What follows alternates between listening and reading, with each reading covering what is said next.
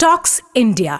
When Bapu announced the salt satyagraha, and he said, I'm going to walk from Sabarmati ashram to the seashore and pick up a fistful of salt and tell the British to get out of India. Motilal Nehru, who was the president of the Congress at that time, wrote a 22-page letter to Bapu saying, Mr. Gandhi, please don't do this. It is the most ridiculous thing to do. How can walking on the road and picking up a fistful of salt defeat the British? Bapu replied to him in one sentence. He said, Motilalji, I read your letter. Try doing it. That was it. 22-page letter. He said, Motilalji, try doing what I'm saying. Sardar Patel told him, he said, you will make a laughing stock out of us. He said, Sardar, believe me. The Viceroy, in his meeting, he says, okay, Gandhi is on a suicidal path, encourage him to do that.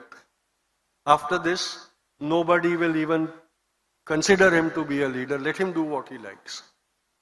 But what happened on 6th April 1930, when Bapu picked up that fistful of salt on the shores of Dandi, what happened? What happened was, Indians of that time woke up and they said, even we can do this. It is so simple. In every village in India, even those villages where they did not have sea water, people carried sea water in tanks, in pots, for hundreds of kilometers, came back to their villages and said, we will make salt in our village. I'm sure even in Kottayam, people must have made salt at that time. And that is what defeated the British, because they said, now we are the laughing stock. Instead of Gandhi becoming the laughing stock, everybody is defying us. Villagers were going up to policemen and giving them packets of salt and saying, this is freedom salt. Here, now you are also free. And how did the British respond? In the most brutal manner.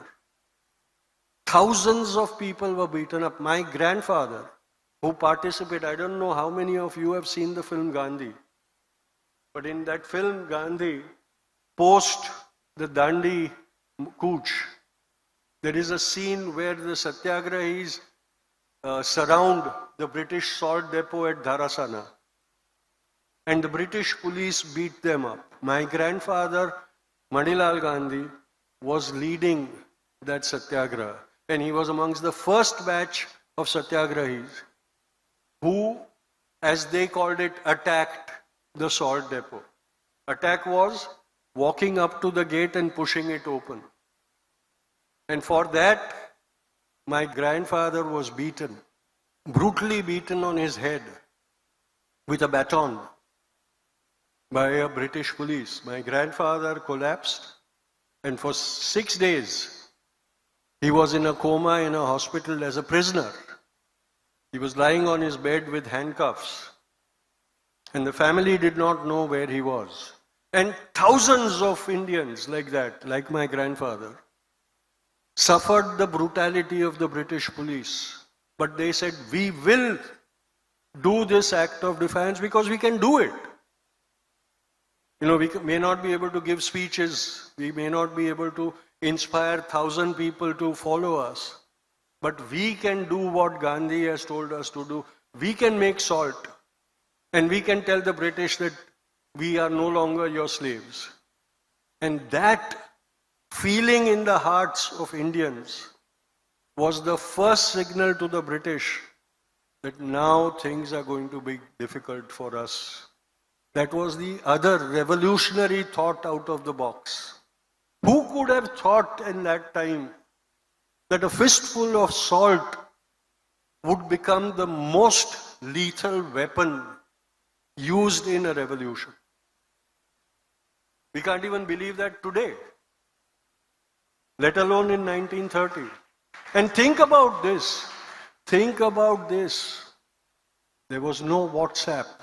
There was no social media. There was no internet. Villages in India didn't even have the postal service for Gandhi's message to reach them. But his message reached the remotest corners of India and inspired people to do what they could in those places. That was the miracle of Mohandas Gandhi. That was what we lack today.